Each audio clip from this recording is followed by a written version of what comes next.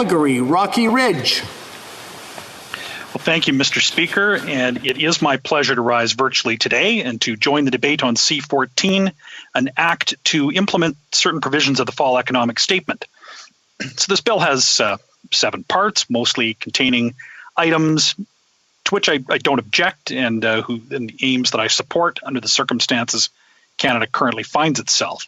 But having said that, I have 3 main criticisms of this bill. First, that it does not contain a plan or indeed any reason for hope for the millions of Canadians who own, work for, or otherwise depend on small businesses, especially new businesses that have been ignored in aid measures that have been either adopted or proposed by this government. Secondly, this bill contains nothing to address the significant problems facing the Canadian economy before COVID.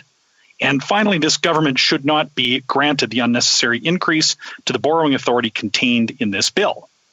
So to my first 2 issues, some would say that it's not fair to criticize a bill for something that it does not say, and ordinarily I would agree, but this is not an ordinary bill, nor is this an ordinary time. The government is closing in on 2 years without a budget. The Fall Economic Statement is as close as this government has come to tabling a budget, and that statement followed a period of chaos, and I don't refer to in crisis management, and I here don't refer to the COVID crisis. I refer to the tumultuous months during which we saw a government that should have been procuring vaccines, approving and distributing rapid at-home test kits, and figuring out ways to allow the economy to function if and when the second wave would hit. But instead, it was consumed by the scandal that saw the resignation of the former finance minister, prorogation of this parliament, and the appointment of a new finance minister. So this bill was the government's missed opportunity to help small businesses that have fallen through the cracks in their aid measures and to fix their series of failures that left Canada on the brink of a recession before COVID. So Shadow Minister for Small Business and the member for Calgary Rocky Ridge, I've spoken to many small business owners who have been left behind by this government. These small business owners are the pillars of our communities. There are millions of owners and workers and customers that depend on small businesses who are paying the price for this government's failures, like the owners of the Bitter Sisters Brewing Company in Calgary. The owners live in my riding. They don't qualify for the wage subsidy or the rent subsidy because they reopened their business in March of 2020, having spent most of 2019 refurbishing their business. The owners of this business exhausted their capital. They went through a lengthy period where they were reinventing their business, and they opened just literally within days of the declaration of global pandemic, and so they do not have access to government aid measures. I spoke to another constituent last week who expanded his successful tattoo studio in early 2020, and as a result, he does not qualify for either the rent subsidy or the wage subsidy. His rent is $30,000 a month, and his revenue is zero. And I know that every member of this House has heard similar stories from their constituents and from other members during the debate on this bill, that the Fall Economic Statement and this bill do not help these constituents. It's easy to forget, Mr. Speaker, the extent to which this government's fiscal and economic mismanagement was coming to a head before COVID. This is a government that was elected in 2015 on a promise that it immediately broke to run modest deficits to fund infrastructure for 3 years, returning to surplus in the 4th. Its maximum deficit of $10 billion was to be its fiscal anchor.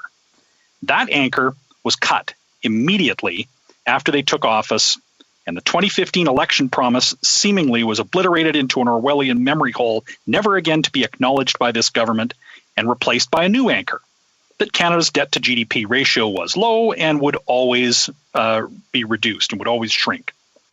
The finance minister clung to that anchor until it was clear before COVID that the deficit was going to rise as a percentage of GDP, and replaced that anchor with his last one, that was maintaining Canada's AAA credit rating. That anchor was cut loose as well, and there have been no fiscal anchors articulated by this government since then. So we saw all of this backsliding into a serious structural deficit before COVID. They piled on nearly $100 billion in new debt at a time when it should have been running surpluses, like the one it inherited, in order to prepare for a financial disaster like COVID, but it did not. Furthermore, it piled on job-killing laws like Bill C-69 and C-48 that devastated the Western economy and will harm Canada's ability to recover from COVID. So, Mr. Speaker, this bill does not contain elements that will undo damage that this government did to our economy that will prevent and reduce our ability to recover from COVID. They brought in a carbon tax in the last Parliament and have announced that they will almost immediately break their promise not to raise it in this Parliament. So there's nothing in this bill that will address the hostility of this government to the energy industry, which is an essential part of the federal government's tax base. It's historically Canada's largest and most valuable export. It is the creator of great high-paying jobs in every province across Canada, not just in Alberta. And the fall economic statement that this bill is to implement does not address the past economic mistakes that this government made and that had Canada teetering on the brink of recession before COVID. It does not repeal the red tape that killed projects like Tech Frontier and scared off the private sector investors that would have built Trans Mountain without taxpayer support. There is nothing in this bill for the thousands of Canadian workers who will lose their jobs due to the devastating Keystone decision, or those already without jobs whose hopes for returning to work are now reduced in the wake of the Keystone decision. There's nothing in this bill to rein in the culture of wasteful corporate welfare that this government has, and the ease with which it ran up significant debt, again, before COVID. Which brings me to the third and my third criticism of this bill, and that is the unprecedented increase to Canada's borrowing limit. Make no mistake, Mr. Speaker, and I will say this again, at a time when governments force businesses to close and lay off workers, governments need to support them. Governments do need to support Canadians who are being compelled not to work, to support businesses that are being compelled to close their doors. So this crisis has created a temporary necessity for extraordinary spending measures to support Canadians. But this government's proposal in this bill to increase their borrowing limit to $1.8 trillion is simply not justified. It is not justified by this government's present needs, not by its short-term needs, not by its medium or long-term needs, and certainly not by its past enthusiasm for non-crisis deficit financing. Parliament, at its most basic function, exists to authorize taxation, expenditure, and borrowing by the government on behalf of the governed. As legislators, we have a responsibility to vote whether or not to grant the government these powers. And there is simply no reason to grant such an extraordinary sum for this government to borrow when its own false statement and the estimates that have already voted, that have already been voted on, do not require the level of borrowing that is contained in this bill, the authority to borrow contained in this bill. If this government, or indeed a future government, needs to increase the national debt to $1.8 trillion, then that should be left for a future debate in this Parliament or a future Parliament. And in the meantime, I urge this government to focus on establishing a coherent COVID policy, one that will result in a vaccinated population, a reopened economy, and a full employment workforce fueled by private investment into Canada's economy, unshackled by job-killing regulations. We must return to an employment-based economy as soon as possible. And while there are items in this bill that will help Canadians, some Canadians, cope with the difficult circumstances of the present, I urge this government to get serious about giving Canadians more hope for the future, especially for those small businesses that have consistently fallen through the cracks of this government's aid measures. So with that, Mr. Speaker, thank you, and I look forward to questions from the floor. Questions and comments. Questions et commentaires.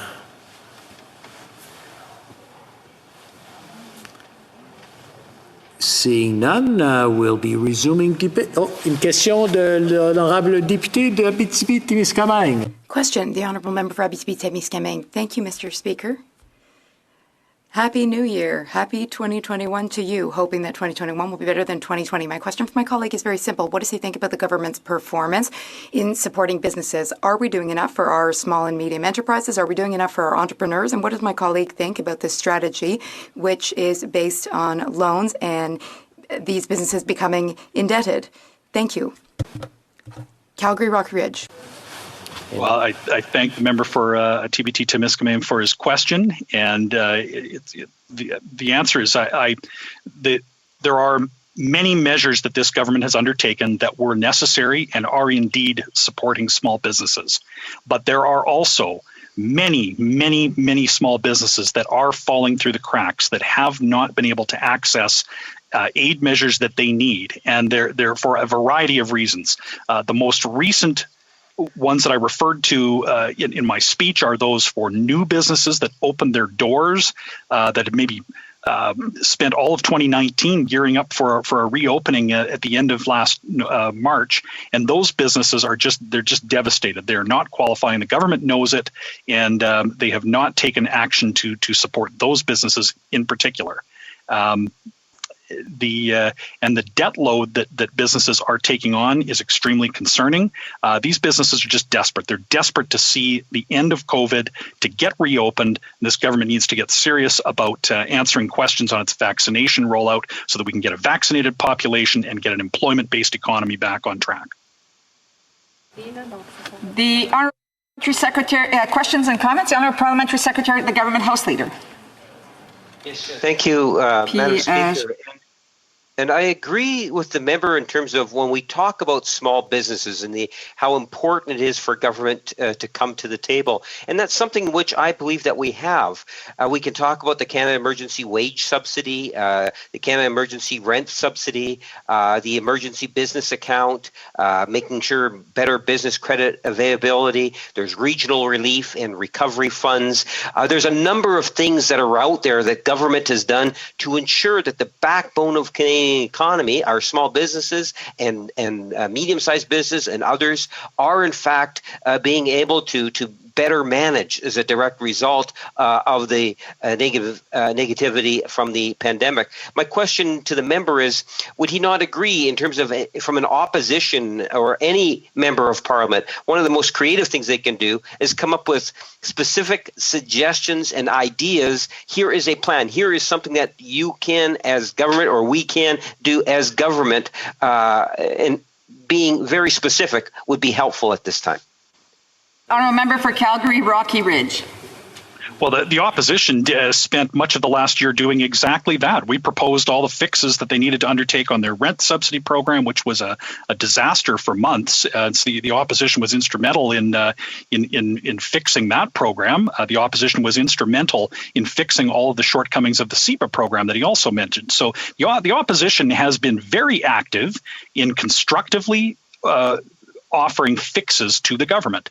Right now, in only a few seconds that I have left, I would suggest that this government get busy very quickly on some kind of modification to the rent subsidy and wage subsidy programs that will provide some relief to businesses that literally drained their bank accounts just to open their doors at the dawn of the pandemic.